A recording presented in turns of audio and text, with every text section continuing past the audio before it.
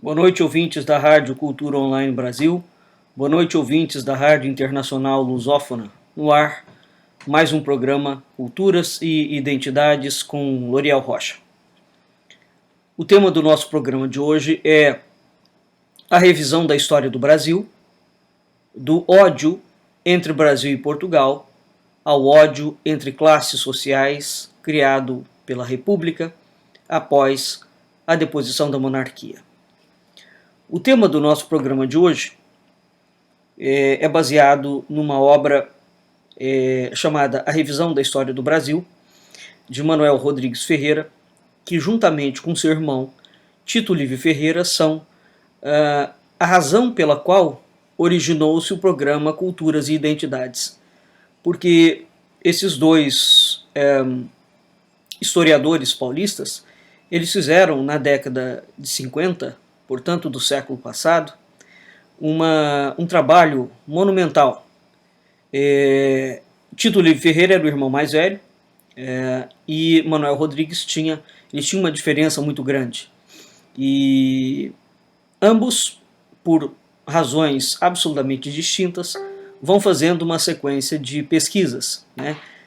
Para nós termos uma ideia de quem foi Tito Livio, Tito foi professor de História da Idade Média e de História de Portugal, da Faculdade de Filosofia de São Bento. Foi professor também da Pontifícia Universidade Católica de São Paulo, da PUC. Foi membro do Instituto Histórico e Geográfico de São Paulo, membro do Instituto de Coimbra, em Portugal, e membro da Sociedade de Geografia de Lisboa. Isso para citar assim, um brevíssimo currículo de Tito Livio. Entre outras coisas, Tito Livio foi um educador exemplar e fez grandes tarefas dentro do Ministério da Educação, ou do Ministério da Cultura antiga, juntamente com Manuel Rodrigues Ferreira. Portanto, ambos os irmãos estavam largamente envolvidos nas questões ligadas à educação brasileira. Hoje, o que nós vamos falar é precisamente um acontecimento, um projeto que os irmãos criam. Esse projeto surge por conta de uma revisão da fundação de quem havia sido verdadeiramente o fundador de São Paulo, que até aquele momento o fundador de São Paulo era tido como Anchieta. Depois de uma sequência de trabalhos, Tito Livio Ferreira chega à conclusão que não foi Anchieta, foi o padre Manuel da Nóbrega. E depois de alguns outros estudos, o Manuel Rodrigues chega à conclusão que havia uma outra divergência, que Manuel da Nóbrega havia sido fundador do Colégio de São Paulo, mas não hoje do que a gente entende como a cidade de São Paulo. E nessas discussões, Tito Livio, que era o irmão mais velho, Manuel Ferreira fala para ele que era necessário fazer uma revisão da história do Brasil, e ambos os irmãos discutem, no bom sentido, várias estratégias, várias revisões, vários assuntos dentro da história, e Tito Livio aconselha a ele, como irmão mais velho, ele fala: olha, isso é um assunto muito espinhoso, mexe com muitos interesses, não é possível fazer uma coisa dessa. Essas conversas começam no início de 1950. Então transcorre por volta de uns 8 anos e os irmãos, depois de algumas situações interessantes que vão acontecendo, eles conseguem construir, com o apoio do Instituto Histórico e Geográfico de São Paulo, a chamada Primeira Jornada Paulista de Revisão da História do Brasil. O mote dessa Primeira Jornada Paulista de Revisão da História do Brasil baseia-se no seguinte argumento de Fustel de Coulanges: o que é história? Sem documento não existe história.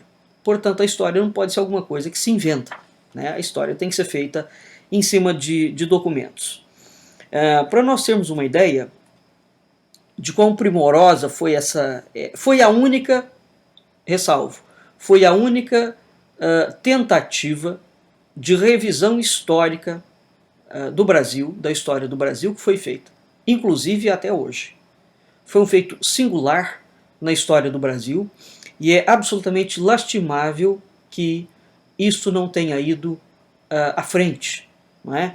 E no século XXI nós vamos precisar de retomar este tema que Tito Livio e Manuel Rodrigues Ferreira inauguraram, né, na primeira jornada de história de São Paulo. A comissão, quem era a comissão organizadora? A comissão organizadora era da primeira jornada paulista de revisão da história do Brasil. O presidente era o professor José Pedro Leite Cordeiro. O vice-presidente, José Pedro Galvão de Souza, um dos maiores juristas do Brasil. O secretário-geral era o Tito Livio Ferreira. O primeiro secretário, o coronel Luiz Tenório de Brito. O segundo secretário, o senhor Divaldo Gaspar de Freitas. O relator era o professor Arlindo Veiga dos Santos. O Arlindo Veiga dos Santos era um negro, chamado o Messias Negro, homem de uma cultura absolutamente monumental, personagem sobre o qual a história do Brasil silencia peremptoriamente, porque o Arlindo Veiga apresenta uma história dos negros diante do Império Brasileiro completamente diferente do que a história que a República vai contar. E o tesoureiro era o professor Dácio Pires Correia. Qual era o objetivo da jornada? O objetivo da jornada era fazer uma revisão total em certos relatos históricos, né? Revisão de textos oficiais e pedagógicos. O objetivo da jornada não era modificar ou alterar o que está estabelecido como história do Brasil, né?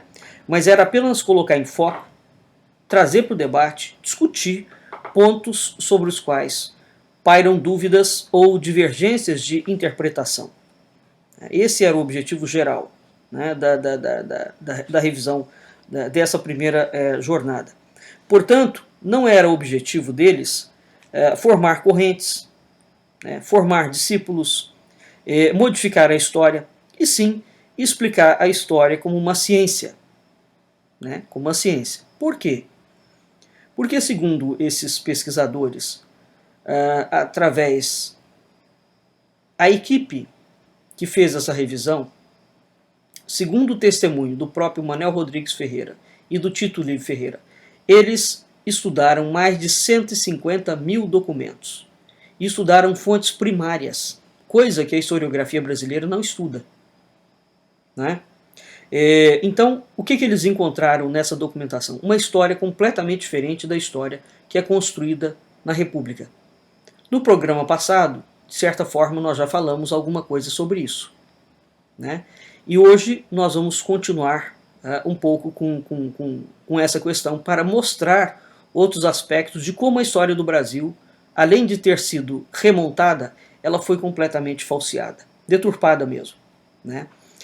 Então, segundo eles, naquela altura, os autores se limitavam a copiar livros, textos, assuntos, sem se dar o trabalho de verificar se aqueles textos que eles estão copiando possuem exatidão histórica, né?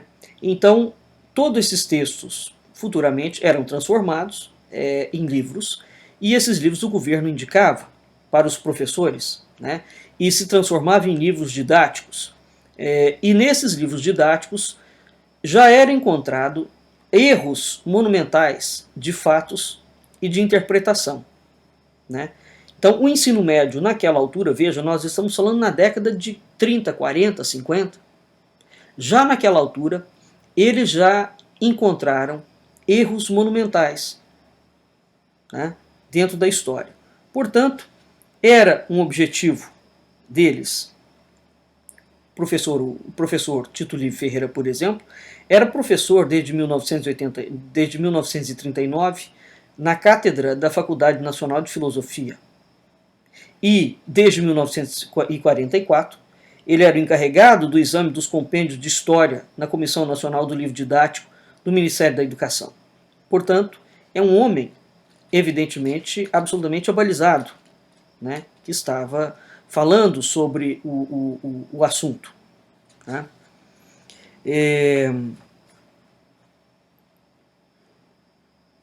Portanto, o que acontece aqui? O objetivo deles não é criar uma escola, né? Nessa realização da jornada, então eles lançam a proposta da jornada. A jornada é um absoluto sucesso.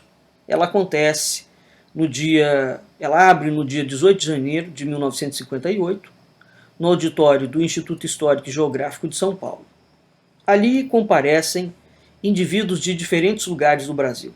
Comparecem indivíduos o presidente do Instituto Histórico de Minas Gerais, o professor Lourenço Lacombe de Petrópolis, o Dr. Otávio Corrêa dos Santos, que era do Museu Histórico Nacional, né?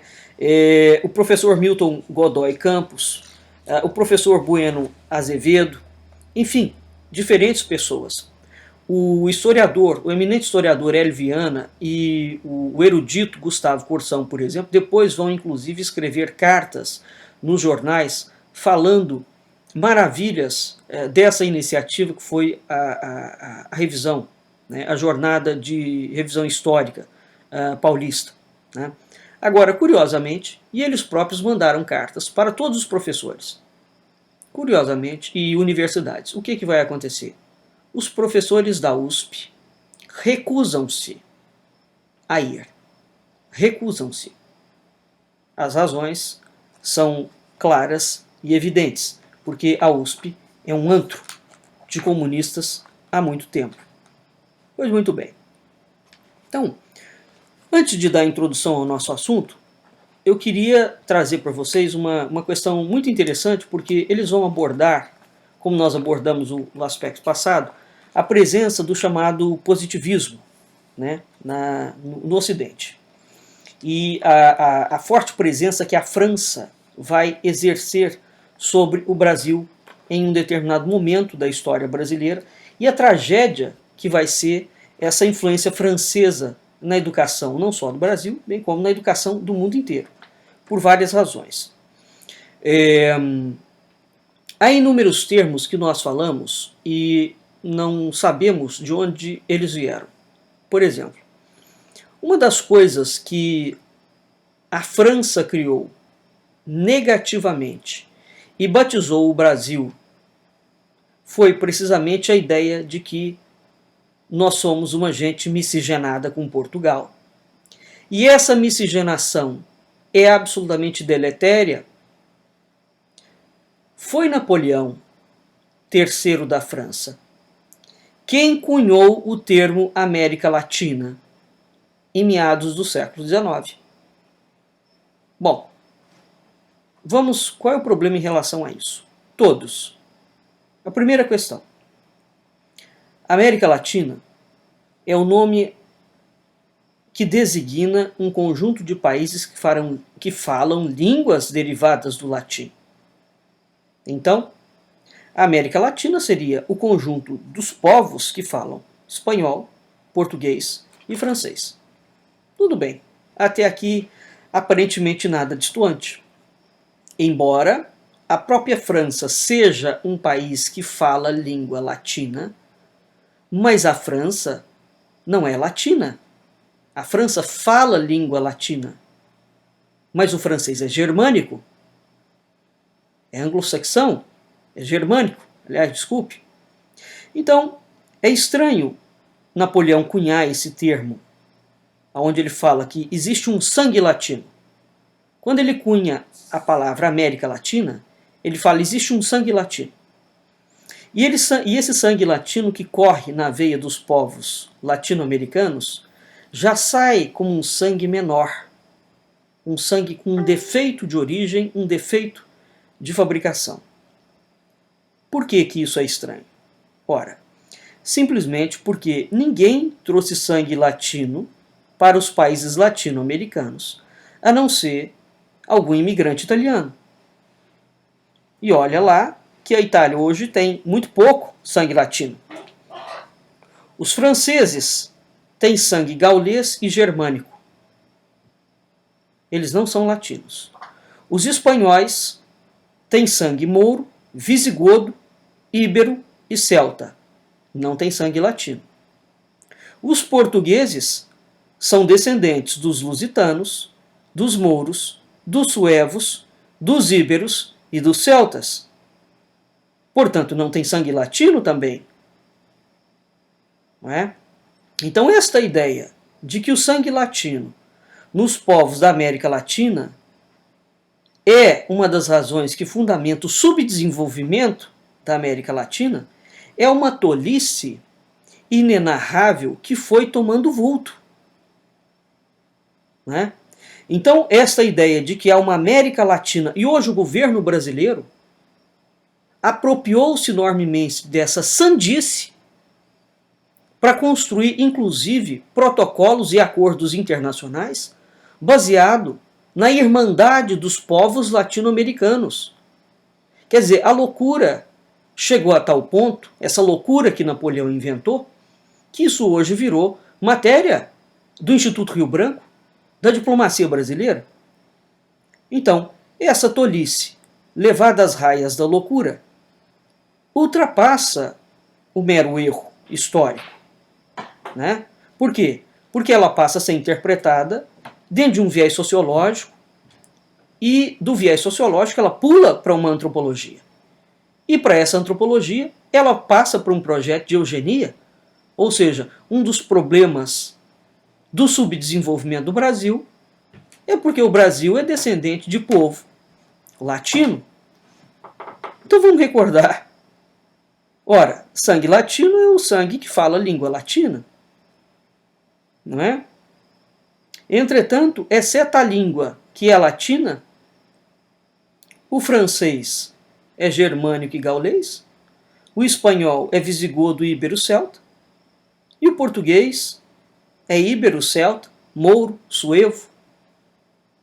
Todos esses povos falam língua latina, mas eles não têm sangue latino, exceto os italianos. Repito, e que hoje em dia o terão muito pouco. Não é? Então, essa explicação que vai ser construída, que Napoleão lança, e é preciso entender por que Napoleão faz isso. Ele cria uma marca entre o latino-americano e contrapõe o latino-americano ao germano-americano. Né? E os germanos americanos são indivíduos que não têm analfabetos, são indivíduos disciplinados, são indivíduos que não têm pobres, né? Enfim, são indivíduos superiores. Né? Portanto, esta sandice histórica criada pela França, a França foi autora das maiores bizarrices do século XIX em diante que já se construiu na história do Ocidente. E o Brasil endeusa e incensa a França como uma grande conquista. Né? A França tem sido autora de crimes inenarráveis contra a cultura ocidental cristã.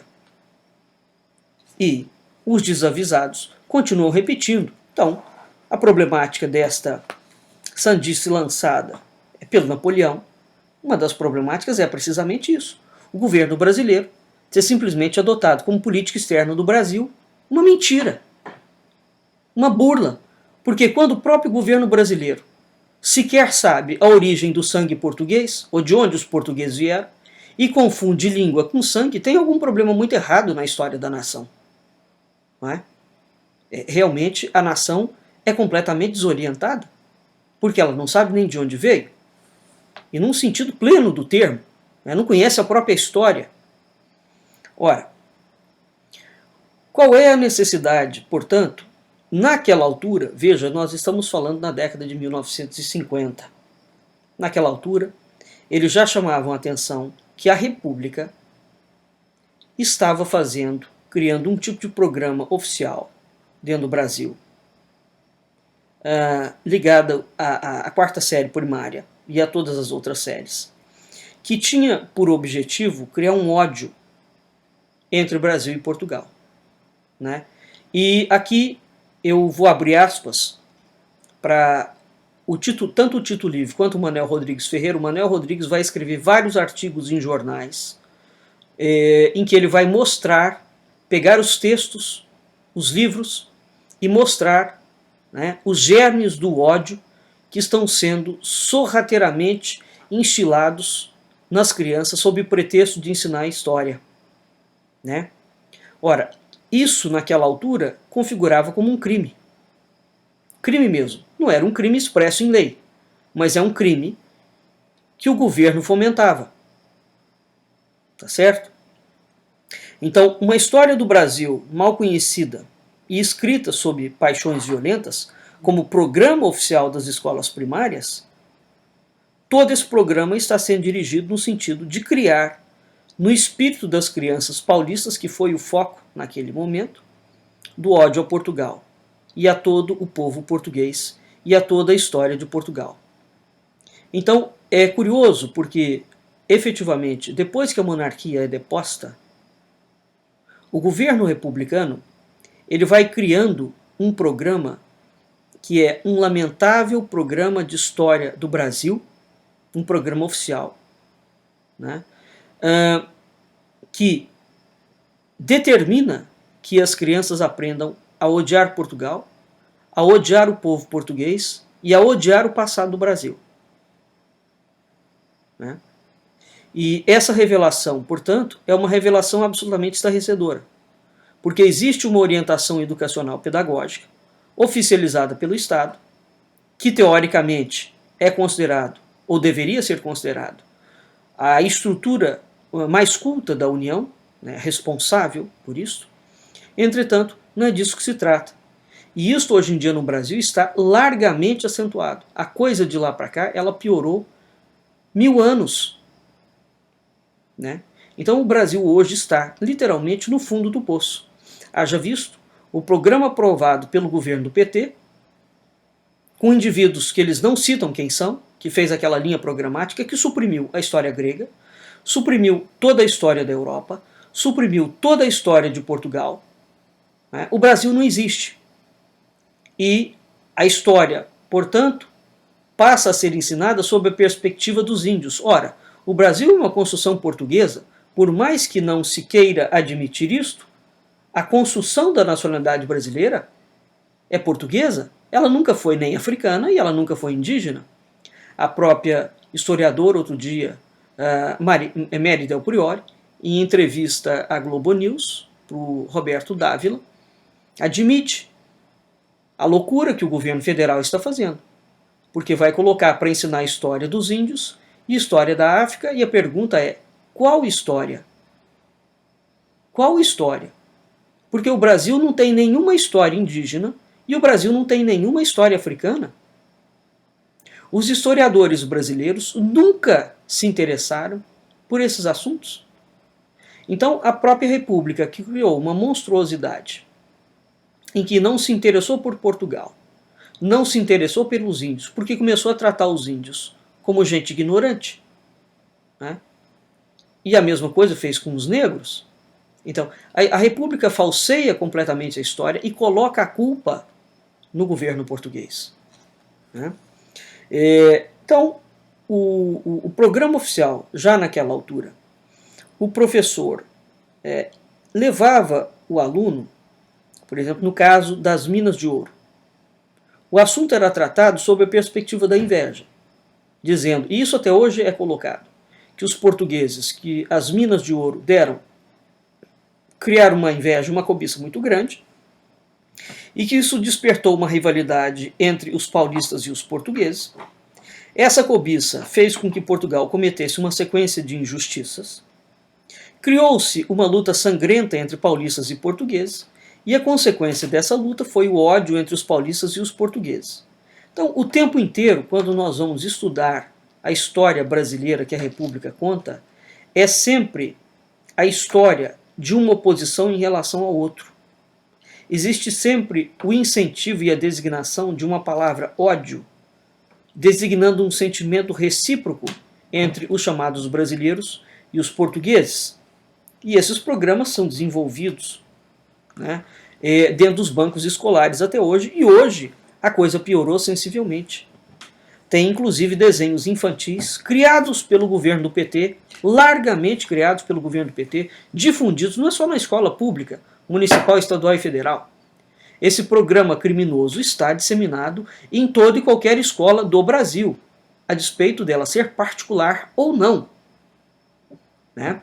Então, os programas hoje dizem que o Brasil não foi descoberto por Portugal, que o Brasil foi invadido por Portugal e que os portugueses assassinaram 5 milhões de índios.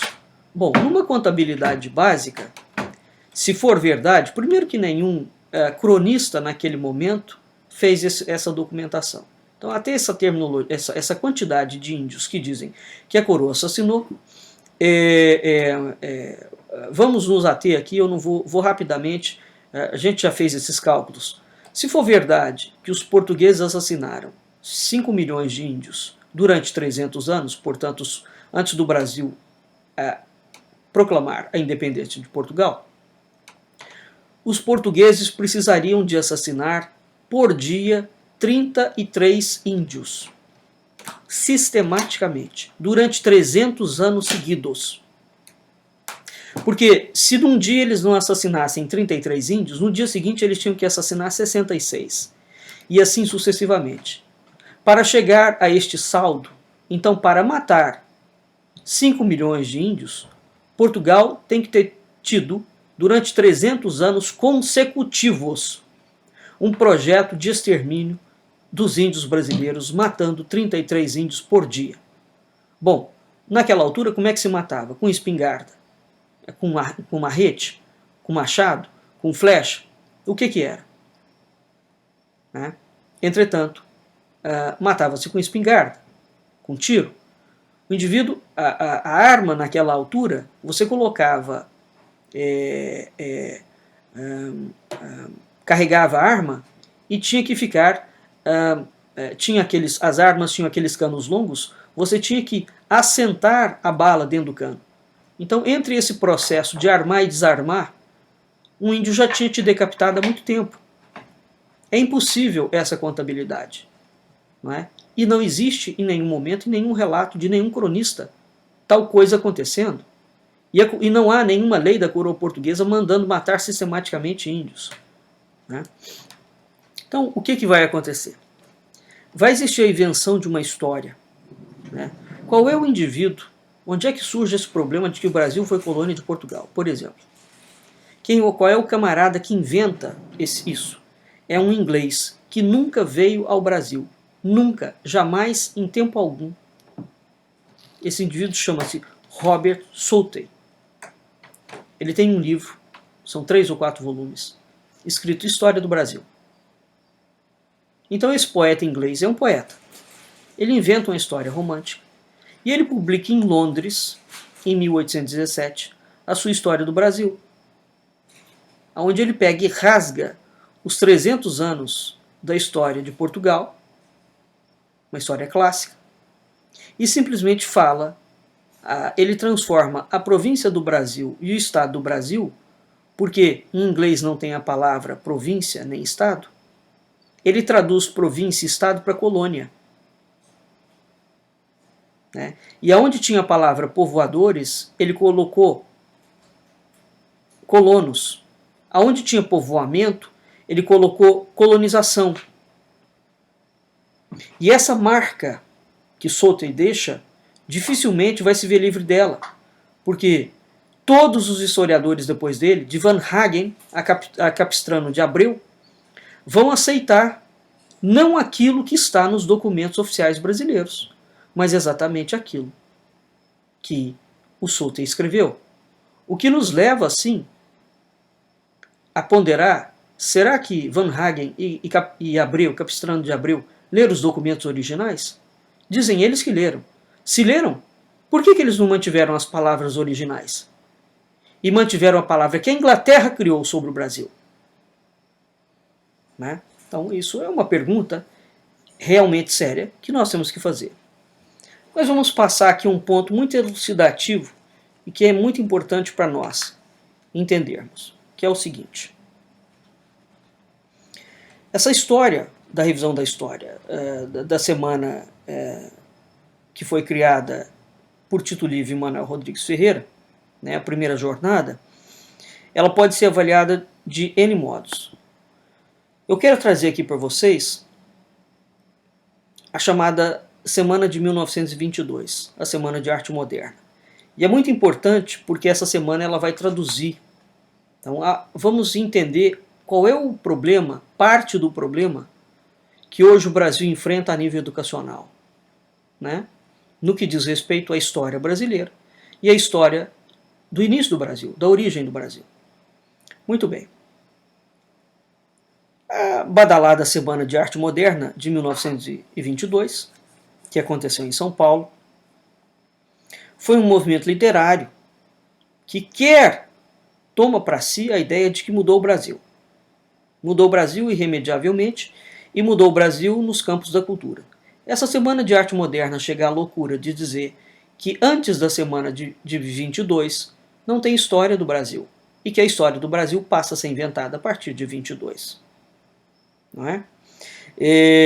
Na política, por exemplo, inventaram a ideia há pessoas que afirmam que a Revolução de 1930 vai ter como causa a Semana de Arte Moderna, que aconteceu em 1922. Ora, qual é a causa da Semana de Arte Moderna? Ela foi inspirada pelo desenvolvimento econômico de São Paulo. Aliás, ela só foi concebida graças ao poder econômico e à riqueza material gerada pela lavoura de café e a industrialização de São Paulo. As extravagâncias da Semana de 22 foram efeito dessas condições pré-existentes. Não foi a causa de outras coisas. Naquele contexto de desenvolvimento econômico, é muito significativo o chamado Primeiro Congresso Paulista de Estradas de Rodagem, que foi realizado em São Paulo, capital, em 1917.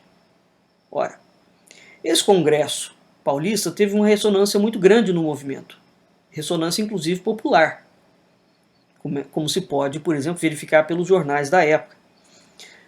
O que foi a Semana de Arte Moderna de 1922? A Semana de Arte Moderna foi um movimento anti-brasileiro, anti-nacionalista. Tudo que a Semana de Arte Moderna não foi um movimento a favor do Brasil. A história da República Brasileira é tão fraudulenta que eles inventam coisas incríveis. Uma das invenções foi essa. A Semana de Arte Moderna foi um movimento anti-Brasil. Por quê? Porque ela procurou reafirmar no Brasil a cultura francesa, que já está presente na época de Dom Pedro I, começa a dar os primeiros passos, aprofunda muito com Dom Pedro II. Dom Pedro II tinha um fascínio pela cultura francesa, né? E a França, a cultura francesa, vai ter uma influência muito grande no Brasil. Muito bem. O que essa Semana de Arte Moderna faz? Ela fala que a cultura brasileira não presta. Por quê? Porque o Brasil, sob a perspectiva da França, é um país miscigenado, é um país de gentinha, porque Portugal sempre foi uma gentinha. Nós temos que nos lembrar que é precisamente a França que persegue os templários, razão pela qual Dom Dinis acolhe os templários da Europa inteira em Portugal depois, embora a Ordem do Templo já estivesse lá. Então a França é um país que, dentro do contexto europeu, produziu crimes enormes contra a cultura ocidental. Um deles foi a extinção da Ordem do Templo e o assassinato dos grão-mestres. Então, a Semana de Arte Moderna, voltando, é um movimento antinacionalista que reafirma a cultura francesa e faz uma crítica virulenta ao Brasil. Virulenta mesmo. Por quê? Porque ela fala que o Brasil é um povo incapaz de produzir riqueza material. Por que o Brasil é incapaz de produzir riqueza material? Porque o Brasil foi construído por Portugal ou foi colonizado por Portugal. Esse é o argumento.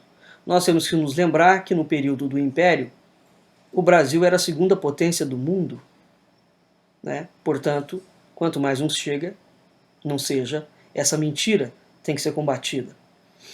Um livro clássico da Semana de Arte Moderna é exatamente o Retrato do Brasil, do Paulo Prado. E um outro livro clássico é Macunaíma, do Mário de Andrade. Macunaíma é um índio,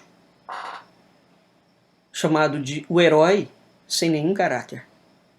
Isso, evidentemente, a Semana de Arte Moderna foi uma coisa tão descabida, que gerou uma reação do Plínio Salgado, né? Porque a Semana de Arte Moderna cria o protótipo do brasileiro, que é Macunaíma, um índio negro preguiçoso que só fazia dormir, é um anti-herói, não tem caráter nenhum e faz de tudo para conseguir o que for possível. Ora, a Semana de Arte Moderna vai instaurar também uma situação muito curiosa. Todos os indivíduos que vão participar dela, escritores, poetas, literatos, etc., ela não está ali propondo uma novidade coisa nenhuma. Ela criou um clã, estabeleceu diretrizes, dogmas aos seus integrantes, fórmulas literárias, e quem estivesse disposto a ficar subordinado integralmente a isso, né, seria famoso. E foi. Uma outra coisa que nós precisamos chamar a atenção e que vale lembrar. Semana de Arte Moderna. Vale lembrar que só no Brasil, e aliás em São Paulo, houve essa Semana de Arte Moderna. Isso não aconteceu em nenhum outro país do mundo. Ora, se não aconteceu nenhum movimento em nenhum outro país do mundo, como é que essas pessoas acham que podem possuir modernas literaturas e artes de alto valor? Então, até nisso, o Brasil inventou grandes expoentes literários e artísticos a partir da Semana de Arte Moderna. É um grupo de gente rica que resolveu falar que tinha importância e que tinha valor. Mas isso em nenhum momento foi reconhecido no mundo. Em nenhum momento no mundo aconteceu um movimento semelhante. Eles sequer se conectaram com qualquer outra expressão lá fora. Então, efetivamente, é algo absolutamente sui generis. Ora, o que nos interessa aqui? Além dessa loucura que foi criada, os efeitos maléficos que a Semana de Arte Moderna deixou nos estudos históricos. Né? Foi precisamente a Semana de Arte Moderna de 22 que começou a exaltar os valores da cultura francesa. Só que para exaltar os valores da cultura francesa, ela conseguiu aprofundar aquilo que a República já estava fazendo com o Império. Portanto, para exaltar a cultura francesa, ela foi diminuindo cada vez mais a herança portuguesa dentro do Brasil. Né? Ela foi apequenando os estudos. E os ensaios de natureza histórica, né, ou os chamados estudos sociológicos do passado, foram revestidos de uma linguagem literária, que tinha a presunção de ser uma linguagem brilhante, sob a perspectiva deles. É meia dúzia de gente que acha que é brilhante e resolve dizer que é. Né? Então, na verdade, eles começam a construir uma história mal conhecida e alguns escritores vão fazendo uma literatura absolutamente bizarra em cima daquilo ali. O que vai acontecer? Em meados da década de 30, começam a vir para São Paulo professores franceses, dentro das ideias do campo da sociologia da história. Campo esse que foi preparado pela Semana de Arte Moderna de 1922. Né? E esses luminares franceses, esses teóricos que vêm falar sobre a história do Brasil, começaram a fazer divagações absolutamente fantasiosas sobre a história brasileira. E eles criaram um método muito curioso, que já vinha de Auguste Comte, né? Já vinha da França, que era o seguinte: esses indivíduos que vieram da França na década de 30 não se obrigavam ao trabalho árduo de fazer pesquisas de fonte primária. Não precisava de ler documento. Portanto, os documentos que a própria coroa portuguesa escreveu sobre a atuação brasileira. Se é a mesma coisa de hoje, você for falar a história do Brasil daqui a 100, 200 anos, e não ler, você vai falar sobre o governo brasileiro, e você descarta toda a documentação que a presidência da República gerou sobre ela mesma a presidência. Porque todo documento oficial é documento de fonte primária, independentemente do ano em que ele é escrito. Né? Então, uma das coisas que os franceses criaram foi simplesmente, mas esse era um movimento que já vinha da França. Daqui a pouco eu vou falar para vocês aonde que ele inicia. Né? Esse movimento, esses franceses, então, eles não se obrigavam a pesquisar as fontes primárias. Portanto, a França é que cria uma estratégia de estudo de que o indivíduo pode elucubrar o que ele quiser. Ele pode fazer ensaio literário duvidoso, e esse ensaio literário é elevado à categoria de importante contribuição para o conhecimento do nosso passado. Então, esses estudos sociológicos, os ensaios sobre o passado, tinham um alvo. Qual era o alvo? Um alvo marcado mesmo. Levantar a proposta, ou concretizar a proposta, de que o brasileiro era um povo macunaímico. Ou seja, o brasileiro era um povo, por herança de Portugal, absolutamente preguiçoso, incompetente, incapaz de gerar riqueza material e progresso material. Na realidade, o que esses intelectuais fizeram?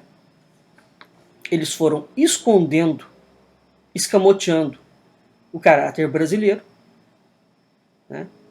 Foram dando cabo nos arquivos documentais, passando a dizer que os arquivos documentais não eram necessários. O Brasil foi construindo uma cultura de desprezo aos arquivos documentais, tanto é que a gente hoje chama o arquivo de arquivo morto. O Carlos Drummond de Andrade já falava isso, mas como é que nós vamos falar em restabelecer patrimônio cultural se a gente chama o próprio arquivo de arquivo morto? Ou tudo que o arquivo não é morto, ele é vivo. Né? E eles começaram a considerar que a riqueza ou a pobreza da nação, né, não poderia existir efetivamente porque o Brasil era uma amálgama de povos construídos por Portugal. Né? Então esse foi o espírito que surgiu com a Semana de Arte Moderna de 22, que foi absolutamente consagrado com a vinda desses professores franceses, que criou uma escola entre o Brasil, que domina a PUC, que domina a USP e a Unicamp até hoje. Né? De tal maneira que hoje o político, o tecnocrata, o comentarista de jornal, de rádio, de televisão, quando ele aborda qualquer problema brasileiro, ele vai buscar a causa do problema brasileiro, a explicação na história. Da seguinte forma: o Brasil tem burocracia? Tem. Qual é a explicação? A culpa da burocracia é da condição de colônia de Portugal. Não chove no Nordeste? Não, não chove. Por quê? Porque os portugueses, os colonizadores malévolos, arrancaram todas as matas do Nordeste. O Brasil é centralizado administrativamente? A administração pública brasileira é centralizada? A culpa é do Brasil colônia. E vai por aí afora. Quem criou isto aí foram, exatamente, os franceses. A França que criou essa cultura de culpabilizar Portugal por tudo. Né? E a Semana de Arte Moderna validou isto. Né?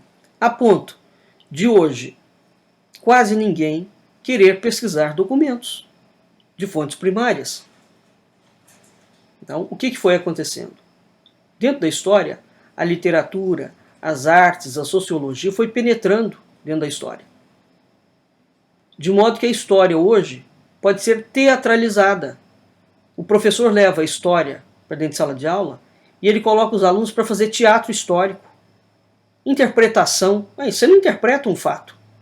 O fato aconteceu. Não se trata de interpretar. Né? Enfim, Bom, uma das causas disto, desse pensamento maligno que vem da França, está, evidentemente, no positivismo de Augusto Comte, que foi objeto do nosso programa passado, que cria a cultura materialista, né? Portanto, Comte já fala que documento não é necessário. O documento ele pode ser interpretado. E antes de Comte, nós temos um outro indivíduo, que é Antônio Destutt. Ele vive de 1754 a 1836. A obra dele mais emblemática chama Elementos de Ideologia. É exatamente Destutt que cria a palavra ideologia. É a França que cria pensamento ideológico, antes de Comte. E vejam vocês que isso tudo estará no amálgama da Revolução Francesa ou do movimento iluminista, que será uma das coisas mais terríveis que já aconteceu sobre a história da humanidade. Então, ele cria a palavra ideologia. O que é ideologia, segundo Destutt? Ideologia é um conjunto de ideias que deve substituir qualquer visão metafísica do mundo. Portanto, qualquer visão realista do ser e das coisas. Ideologia significa, portanto, que ela não só não gosta de fontes primárias, portanto, tudo aquilo que designa, que relata a realidade do mundo, a ideologia vai desprezar. Ela não só vai desprezar, como ela vai combater. Então, quando se fala viés ideológico de um partido político, entenda que a palavra ideologia, criada por Destutt, e até hoje ela carrega o mesmo sentido semântico, né? Significa precisamente isto. Que você não aceita a realidade do mundo. É um conjunto de ideias que substitui qualquer ideia de verdade. Portanto, a verdade, a partir da França, passa a ser considerada criminosa. Criminosa. Tem que ser combatida. E como é que você vai combatê-la? Interpretando o que ela quer dizer. Então, se uma coisa é vermelha e eu resolvo dizer que aquilo é um jacaré, eu parto da cor vermelha e interpreto a cor vermelha como um jacaré. Pronto, o jacaré é que tem voz de verdade aqui. É que passa a existir e não a cor vermelha. É isso que a França conseguiu construir, entre outras loucuras, né? O que nós teremos no século XIX? Quais são as duas grandes ideologias do século XIX? Vem precisamente da França, de Augusto Comte, e vem da Alemanha, Karl Marx, que vai dar origem ao comunismo, ambos, né? Quais são os grandes intelectuais da Revolução Francesa? Rousseau, Voltaire e D'Alembert, né? Então, tendo isto em perspectiva, evidentemente, vai se entender a ideia de que o Brasil foi uma colônia, porque esse termo começa a ser ventilado. E é preciso entender isso. Não há nenhum compromisso histórico com a verdade. A França rompe com toda a ideia de verdade. Então, em oposição ao movimento racionalista dos filósofos franceses do século XVIII, tem um nome pomposo chamado de Iluminismo, ou o movimento da Ilustração, que surge na Alemanha, né? Herder foi o primeiro ideólogo desse movimento. É a partir da França, por exemplo, que surge a palavra nacionalismo. A França inventa a ideia ideologia e a França inventa a palavra nacionalismo. Nacionalismo que vem de nação, né? O vocábulo nacionalismo não existia enquanto os regimes eram monárquicos. O nacionalismo é um neologismo que surge na França em meados do século XIX. Só no século XIX a palavra nacionalismo, inclusive, passou a constituir verbete, constando dentro do dicionário de enciclopédias. Mas o que acontece é que essa ideia de nacionalismo explode como um rastilho de pólvora pela Europa inteira, né? E esse vocábulo nacionalismo se espalha para a Europa, se espalha para a América, né? E o vocábulo passa a ser empregado não no sentido original, mas ele passa a designar defesa dos interesses nacionais no campo da política, da economia, etc. Qual é o problema disso que eu estou citando para vocês? Ora, a França, quando decapita os reis, e aquele movimento assassina todos os reis da Europa, juntamente com a maçonaria, para a criação das repúblicas, não é? E é curioso nós analisarmos, porque no Brasil os movimentos que estarão diretamente ligados à chamada maçonaria vermelha, porque há duas maçonarias no Brasil que vão se opor, a maçonaria vermelha e a maçonaria azul. Não é? A maçonaria vermelha é aquela maçonaria comunista, até a raiz do cabelo. Todo o movimento maçônico ele é antimonarquista. Ele quer destruir todas as monarquias.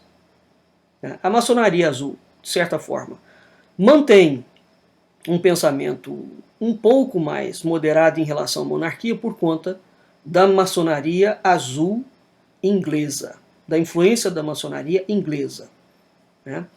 Mas os movimentos que vão surgir no Brasil, inclusive a Inconfidência Mineira, da qual os mineiros têm tanto orgulho, foi precisamente um desses movimentos ligados à maçonaria vermelha, que tinha, portanto, movimento materialista, que tinha o objetivo claro e explícito de destruir a monarquia. E eles inventaram as maiores mentiras possíveis e imagináveis.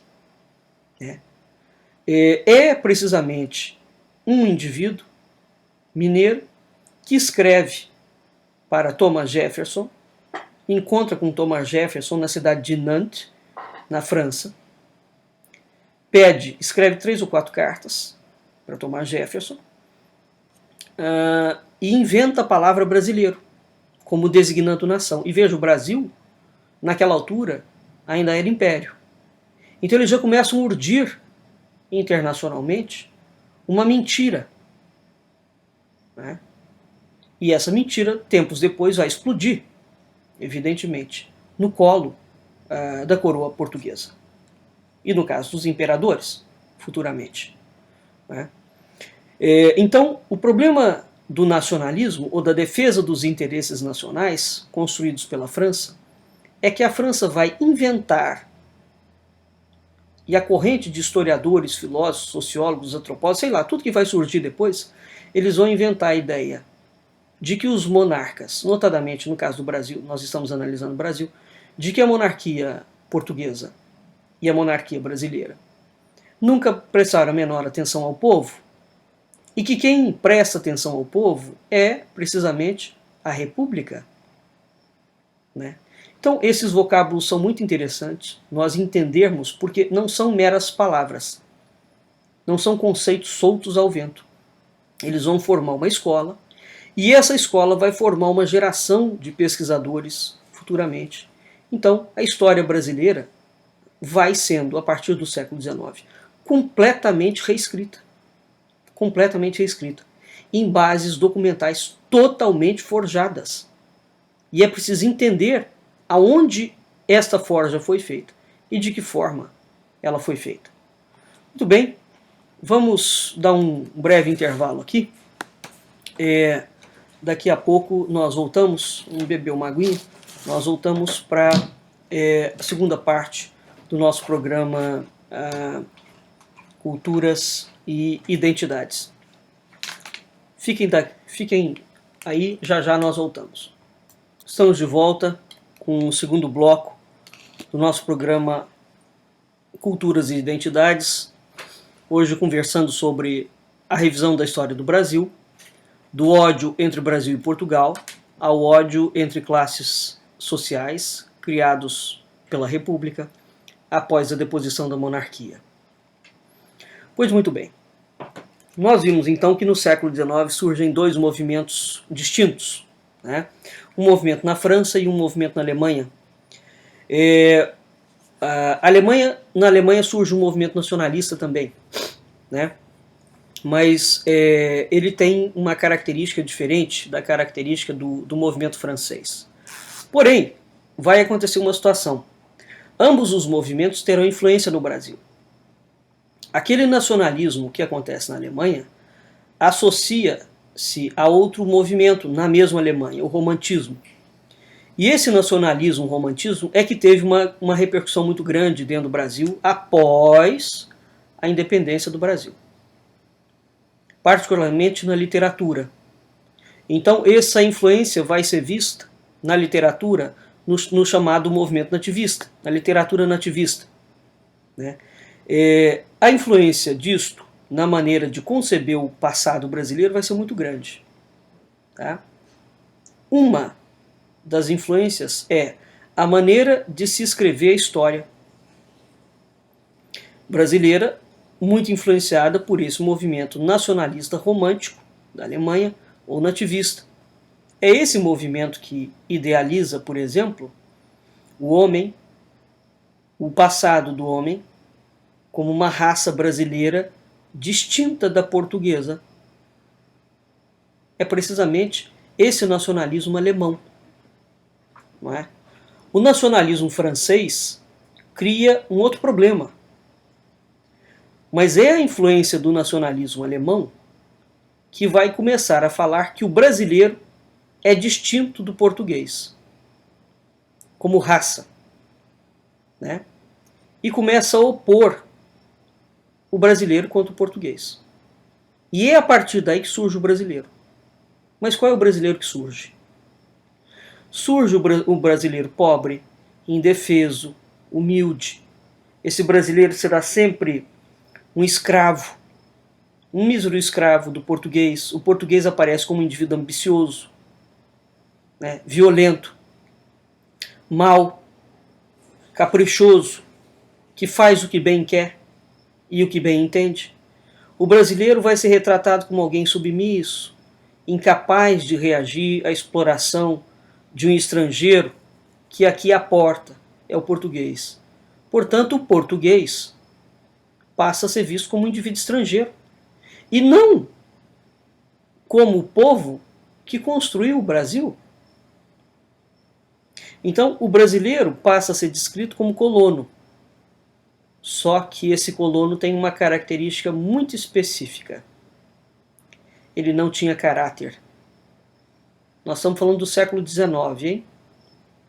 No século XX, Mário de Andrade, com Macunaíma, vai construir o personagem de Macunaíma como um índio brasileiro negro sem caráter. Porque esse nacionalismo nativista, oriundo da Alemanha, já tinha influenciado o Brasil, separado o Brasil de Portugal enquanto raça, dizendo que os portugueses eram perversos, malévolos e malignos, e os brasileiros eram pobres, coitadinhos, submissos. Ora, o que está sendo construído aqui? O português é um colonizador, no pior sentido da palavra. Ele é um vilão, né? E esses extremos fazem do brasileiro um ser digno de piedade. Entretanto, a literatura vai começar a lançar ódio ao português. Disto aí é que surgem aquelas expressões de que o Brasil foi descoberto pelos portugueses em 1500 e de que o Brasil foi colonizado pelos portugueses.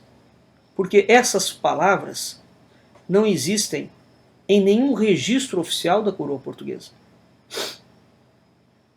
Ora, a verdade histórica é que os brasileiros eram portugueses, porque não havia brasileiro, havia só português, até a independência. Não se confundia nacionalidade com naturalidade, não existia a palavra nação. Então todo brasileiro, todo indivíduo nascido no Brasil, por nascimento, era português, registrado como português. Então você era português de São Paulo. Você nasceu aonde? Em São Paulo. Aliás, São Paulo não existia também. Existia a capitania de São Vicente. Né? Então, se você nasceu, mas vamos considerar, você era um português nascido em São Paulo. A palavra brasileiro não existe. dentro da coroa portuguesa. Nunca existiu. Ela passa a existir depois do Império, com Dom Pedro I e com Dom Pedro II. Mas até lá, quando ela já se configura já com um ranço que estava sendo urdido desde o século XVIII dentro do Brasil, com movimentos ligados a fora do Brasil, a França e a Alemanha, de ódio ao Portugal. Né? Então, aquela primeira jornada paulista de história do Brasil, que foi realizada em janeiro de 1958, decide, entre outras coisas, revelar essa verdade sobre o passado brasileiro, onde ela se propõe destruir esse mito dos colonos brasileiros e dos colonizadores portugueses. Vocês querem ver um outro mito que foi construído? Dizer, por exemplo, que o Brasil tinha municípios. Né?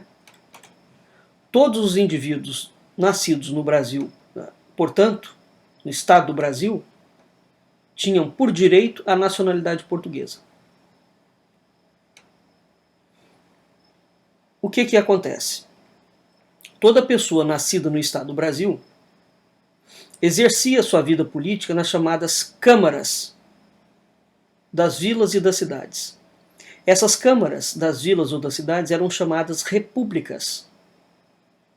E mais, aqueles que nasciam, por exemplo, na cidade, na capitania de São Vicente, portanto, que era natural daquela terra, os nascidos no Brasil, e só, chama atenção a isso, só os indivíduos nascidos no Brasil podiam exercer, por eleições populares, os cargos de vereadores, juízes ordinários e procuradores das suas repúblicas municipais.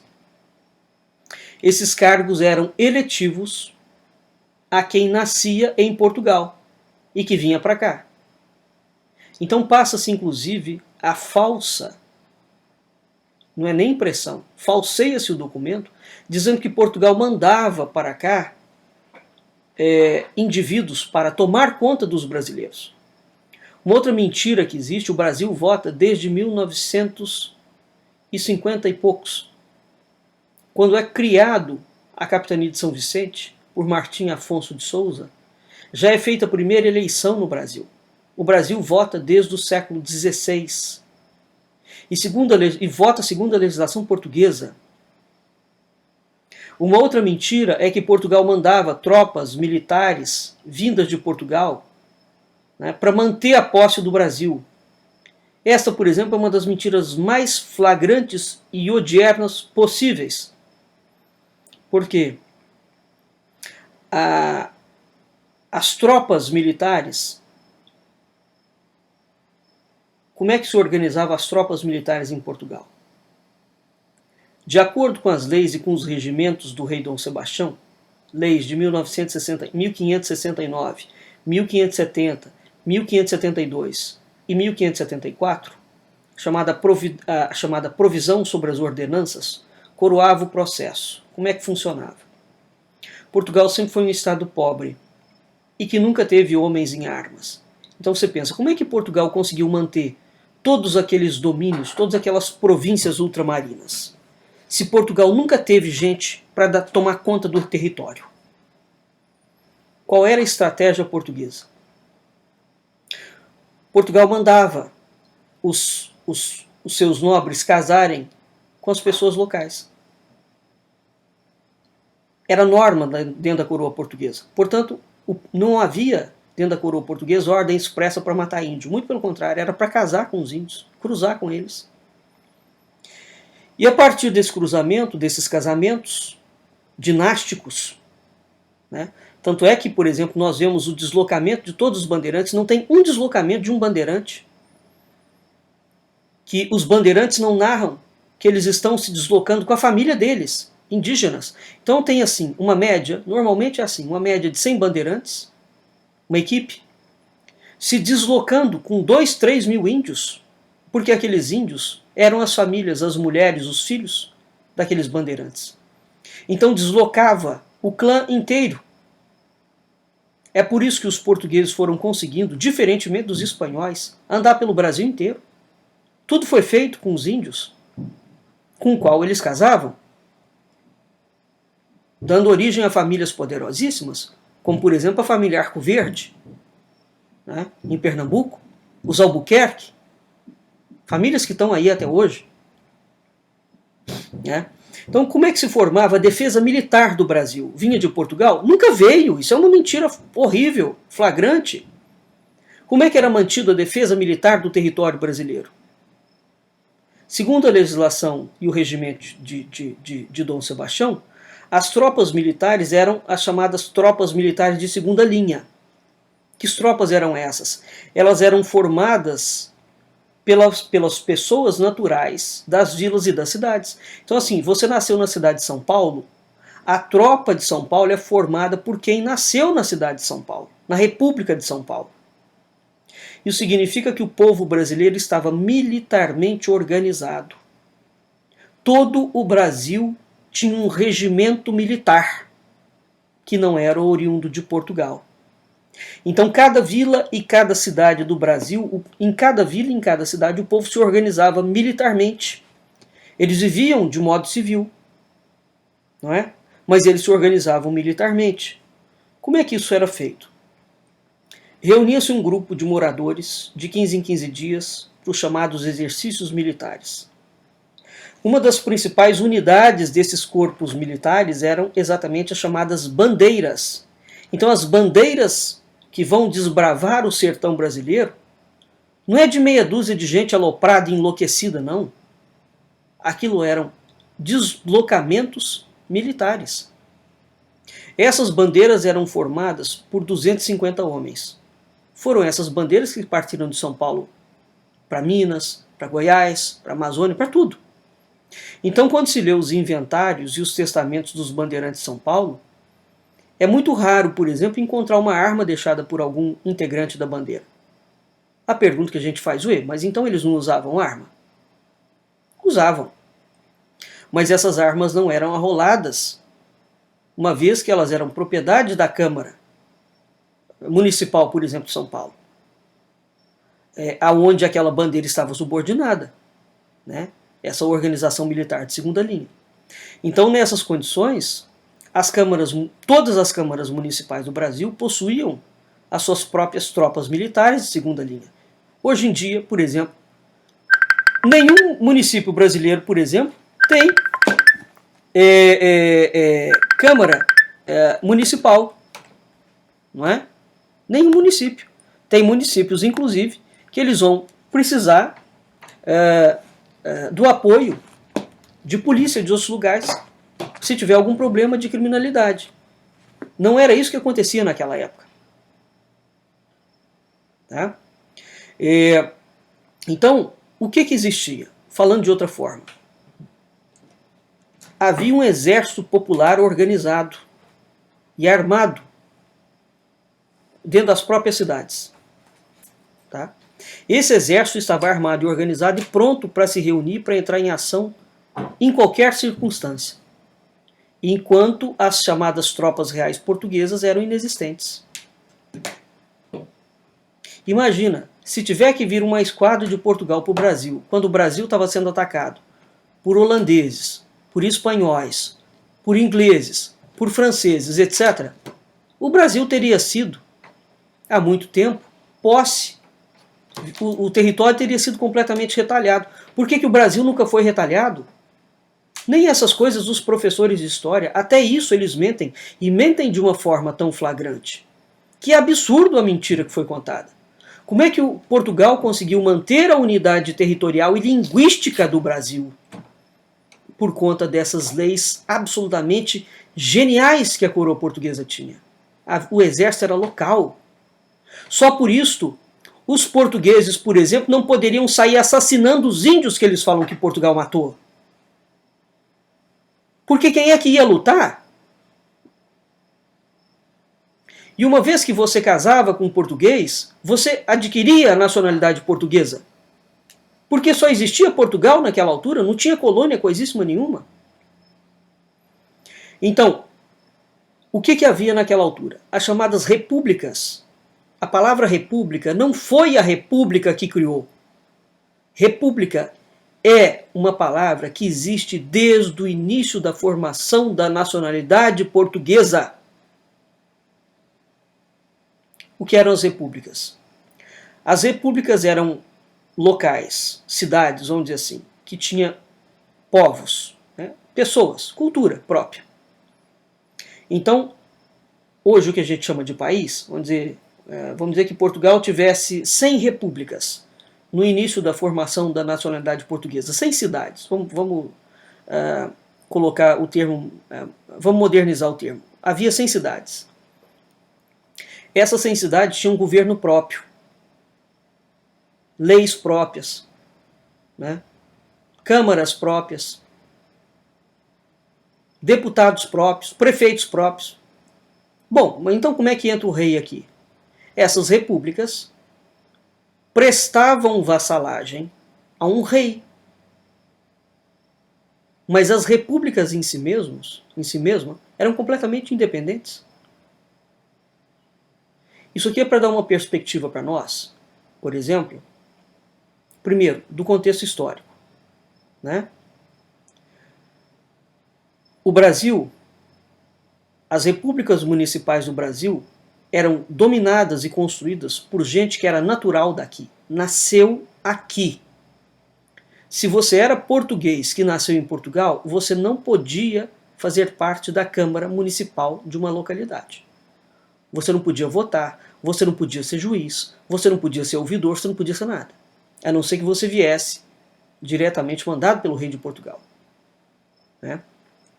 Então, essas câmaras municipais, essa população tinha suas próprias tropas militares subordinadas a essas câmaras. Ora, veja bem, se cada república tem a sua própria tropa, como é que pode falar que o brasileiro foi colonizado, explorado e dominado pelo português, quando Portugal não tinha exército?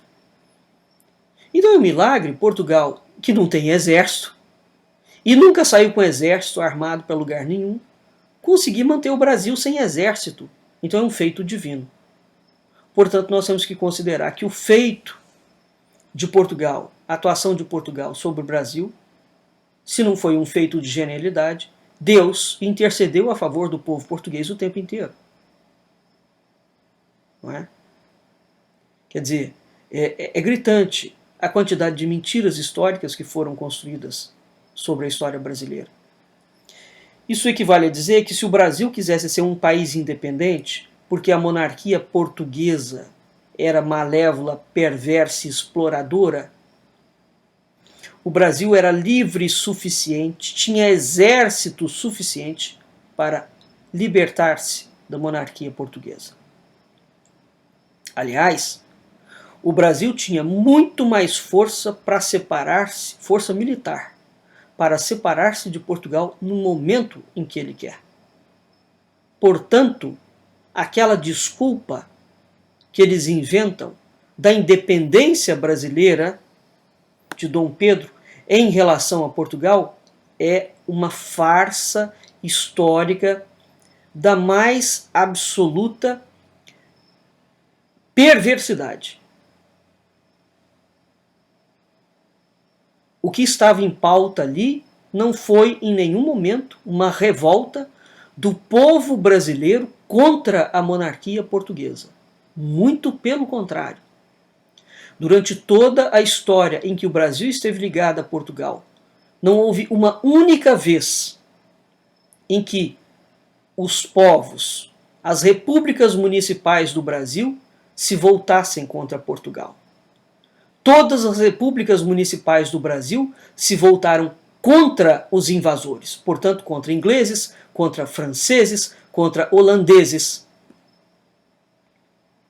E aí nós deveríamos perguntar, bom, mas os portugueses não são seres malévolos, perversos, tirânicos, que maltratam os índios? Então como é que os índios ficam a favor e lutam junto com os portugueses contra os ingleses, os franceses e os alemães? E os holandeses? Evidentemente que essa história não se entende, sabe por quê? porque não se conta a história de como funcionavam as câmaras municipais do Brasil, as repúblicas brasileiras, né? Então, resumidamente, o que eram as repúblicas? As repúblicas eram as pátrias onde as pessoas nasciam. O Estado do Brasil era um país. Era um país. E esse país era integrado na monarquia portuguesa, que era a nação, né? Então, não se deve confundir o país, o Brasil, com a nação. O país era o Brasil.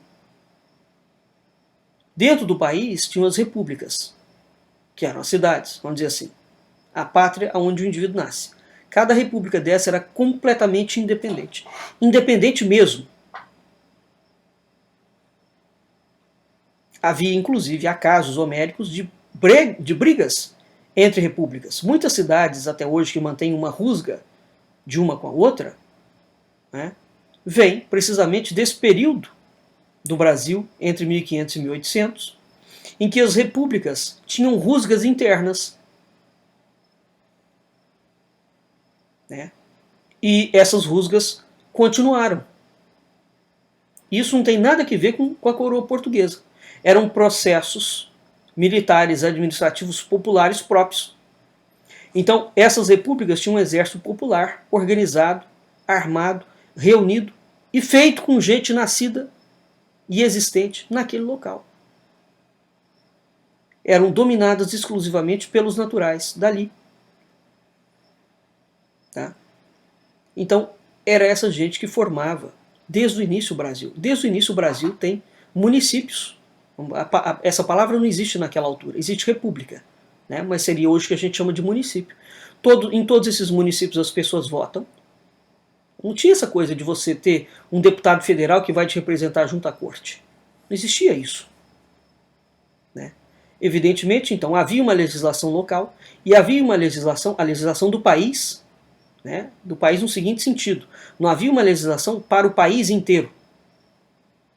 Porque mesmo o governador geral, vice-rei ou qualquer coisa do gênero, não podia mandar nas repúblicas.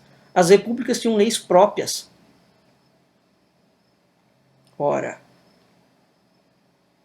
sinceramente, então falar que o Brasil vai procurar se separar de Portugal porque os portugueses estavam explorando os brasileiros, bom, Portugal recebia 20% do imposto, o resto do dinheiro ficava dentro, 80% do dinheiro ficava dentro das repúblicas. Né? Então, esta sequência de sandices é uma sequência atrás da outra, de mentiras históricas que vão sendo contadas. Né? Então, o que o povo tinha em relação a essa ideia de patriotismo, por exemplo, não existia naquela época. Claro que não existia a palavra pátria. Porque pátria é um conceito que vai surgir, é um neologismo que vai aparecer depois da Revolução Francesa. Porque é a partir da Revolução Francesa que vai surgir a chamada nação francesa. É um novo regime. Então, por quê? Porque findou a monarquia absolutista da França e surge, né, a nação francesa. E essa nação já surge como pátria. Bom, qual era a relação dos indivíduos que nasciam no Estado do Brasil? Né? Os indivíduos que nasciam sob uma monarquia, o que eles faziam? Eles prestavam, de livre e espontânea vontade, ao rei obediência, zelo e lealdade. Isso se chama o vassalo. Né? É uma virtude que hoje em dia nós chamaríamos de patriota. E eles tinham também um amor à terra em que eles nasceram, portanto um amor à república a qual eles pertenciam, ao local em que eles pertenciam, à sua vila, à sua cidade. Então, essas vilas ou essas cidades, essas repúblicas, tinham um governo municipal próprio, formado de vereadores, juízes ordinários e procuradores, todos eleitos pelo povo daquela localidade. E eles exerciam os poderes legislativo, judiciário e executivo.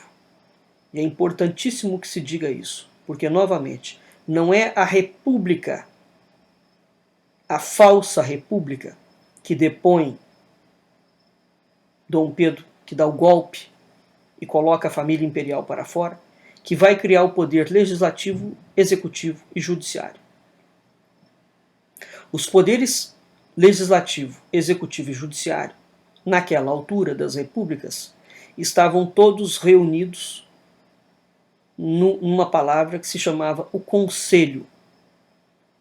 O Conselho se reunia na Câmara Municipal.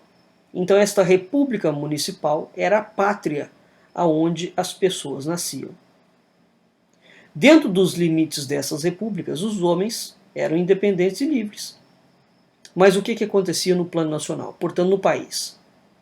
No plano nacional, essas repúblicas dedicavam ao rei os seus sentimentos de lealdade, de fidelidade e de zelo. Eles dedicavam ao rei vassalagem. Né? Então, é essa fórmula que futuramente altera radicalmente. Quando há o advento da república, o golpe da república, toda essa estrutura é absolutamente destruída. E ao contrário do que se pensa, a república golpista, que depõe Dom Pedro II, quebra com essa organização e com essa liberdade. Então, se o Brasil tem liberdade, se o brasileiro é tão ansioso e tem um temperamento tão indomável, isso vem desde o início da formação da nacionalidade do Brasil.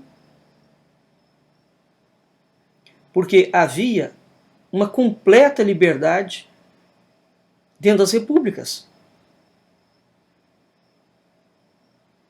Né? Então, essas histórias demagógicas, falseadas, que os historiadores inventaram, que haviam querelas entre o rei e os vassalos, portanto os súditos, é absolutamente estranhável dentro da documentação. Vamos dizer que não há problema. Ah, claro que houve. Mas esses problemas, de modo algum, eram problemas relacionados ao rei de Portugal. Vou dar um outro exemplo para vocês, clássico em relação a isso. A chamada Guerra dos Emboabas. Né? A Guerra dos Emboabas, os historiadores vão falar que ela é uma guerra que foi criada contra a coroa portuguesa. Não tem nada que ver uma coisa com a outra. As repúblicas eram inimigas, algumas repúblicas entre si, elas implicavam, né, entre si. Então havia uma rivalidade entre os bandeirantes paulistas e os bandeirantes taubateanos, de Taubaté. Né? Isso deu origem à chamada Guerra dos Emboabas. Os taubateanos se uniram aos baianos, aos cariocas e aos reinóis. Então não havia um estado, por exemplo, onde você fala Estado do Rio de Janeiro. Não tinha isso naquela época. As repúblicas eram chamadas pelos nomes delas. Né? Então era a República do Paulista, era a República de Taubaté, era a República dos Emboabas, né? Era a República de São Vicente, era a República de Santos, era a República da Bahia e vai por aí afora. Né? Então os taubateanos, portanto a cidade de Taubaté, vamos falar assim, uniu-se com a cidade dos baianos, com a cidade dos cariocas e com a cidade dos reinóis. Os reinóis era o termo, aí sim, aplicado aos naturais de Portugal. Então quem nascia no território português, portanto na Europa, era português, mas era chamado de reinol. Né?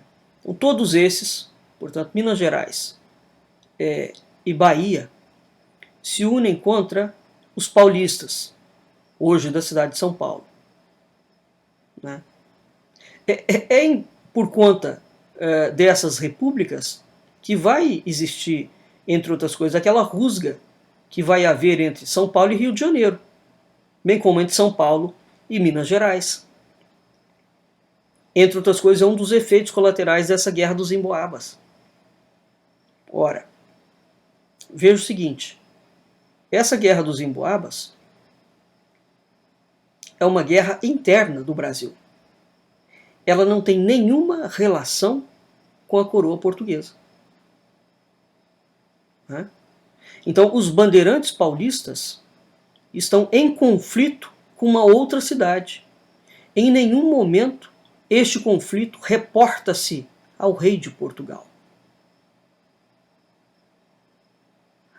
A imensa totalidade dos conflitos que vão acontecer no Brasil não é um sentimento de antipatia nem pelos reinóis, portanto os nascidos em Portugal, nem pelo rei de Portugal.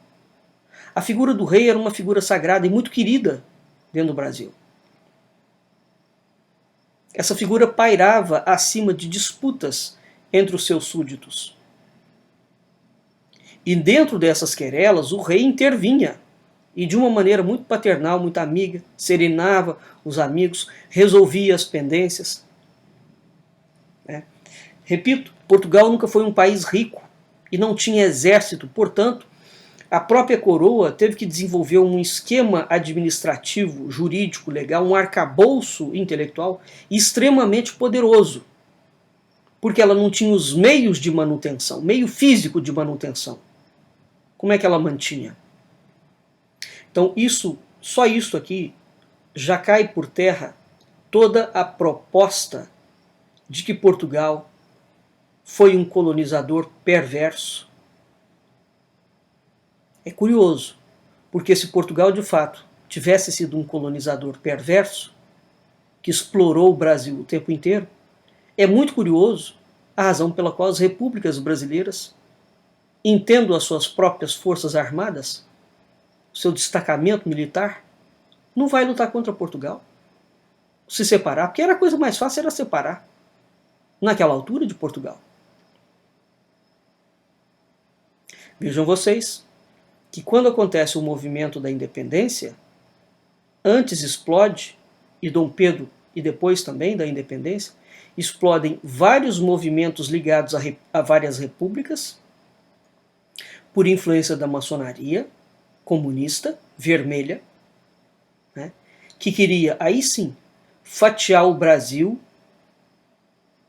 em não sei quantas nações, em pequenas repúblicas. Então o Brasil, o projeto da maçonaria, naquele momento, comunista, era fatiar o Brasil em 50 nações, em 50 países, cada um com um governo próprio, um rei, um presidente, um monarca, qualquer coisa do gênero. Dom Pedro era um homem brilhante. Novamente, mesmo com esse movimento interno dentro do Brasil, Dom Pedro e Zé Bonifácio conseguiram conter aquelas revoltas.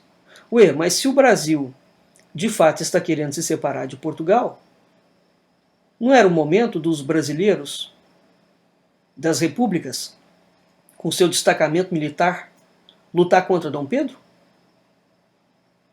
Então a história brasileira, quando ela começa a ser lida sob a perspectiva correta, ela realmente adquire um outro patamar. Então, essa concepção, o que esses irmãos, Tito Livre Ferreira e Manuel Rodrigues Ferreira, tentaram então fazer? Trazer esses temas à discussão. E naquela altura, os intelectuais todos acharam brilhante o que foi feito. E concordaram. A USP não concordou. Não mandou ninguém para lá. Então, esses irmãos e esses intelectuais, de uma forma brilhante, lançaram propostas de elaboração dos programas de história do Brasil, para reescrever a história. Porque a história que estava sendo colocada era uma história completamente deformada, que vai inoculando ódio. e criando um sentimento injustificável de xenofobia e de sentimento de jacobinista. Então, o que o século XX construiu? O século XX construiu uma história em que ele ensinou a odiar todas as nacionalidades, principalmente a portuguesa. Porque tudo que a República não quer é que a memória da monarquia seja reabilitada. Porque a República é uma fraude do início. E espero que ela tenha um fim.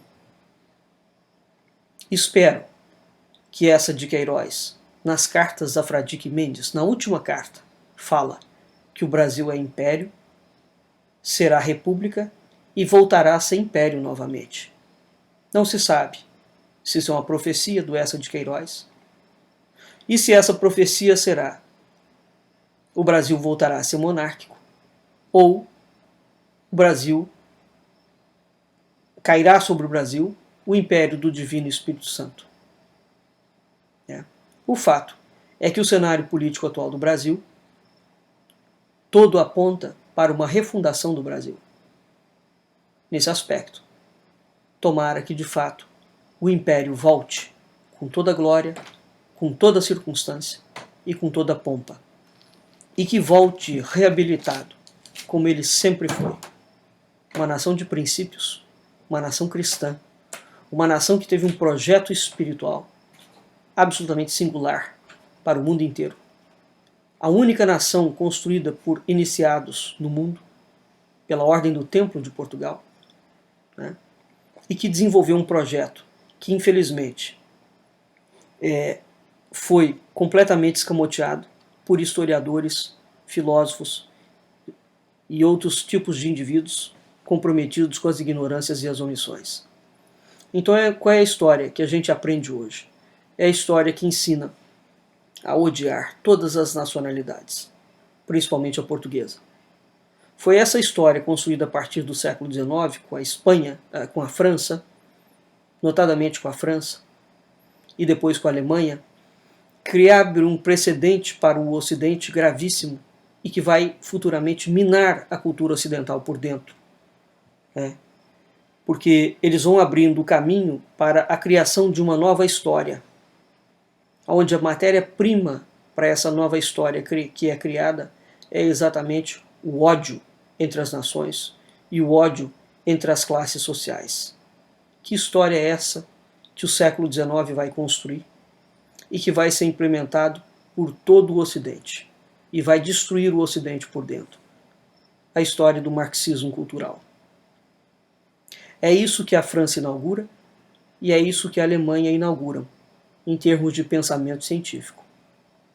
E é isso que o Brasil colhe. Os resultados absolutamente nefastos dessa campanha francesa, que inicia com a Revolução Francesa, com Auguste Comte, e com a criação da palavra ideologia e da palavra nacionalismo. Então,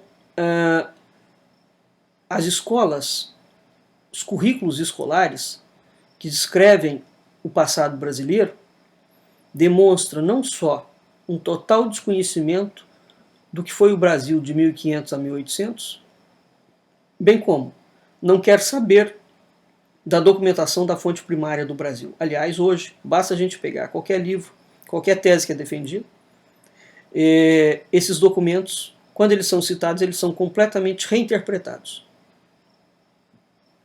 Né?